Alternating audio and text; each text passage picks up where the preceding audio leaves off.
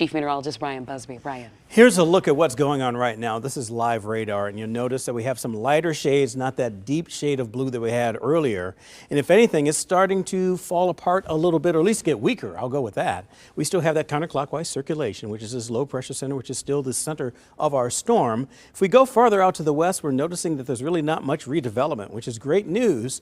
So once this little area moves to the east, and it's not quite as strong, but still the better chances for some accumulation to be east of the Kansas City metro and moving away. One other good news is the fact that we're starting to see more and more of these counties lifted the farther west you go from the blizzard watch. I would not be surprised if other counties don't make it all the way to 3 in the morning. So things are actually going to improve altogether, with one exception. We still have some gusty winds that are out there, therefore some power outages across the area. A few here and there in Jackson County on the Missouri side. Kansas side has its other problems with regard to roads. As far as power outages, not many are being reported quite yet.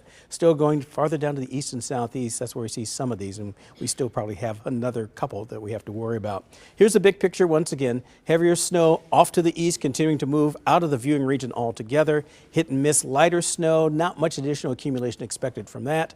The other problem is, of course, that things are going to cool down quite a bit. Behind this system, or as we go through it, we're going to see those temperatures drop off quite a bit. So it is still, once again, an alert day for the time being. The blizzard warning continues. Not going to see if we're going to all make it until 3 in the morning. And most of the heaviest snow, as mentioned, will be out to the east of the Kansas City metro.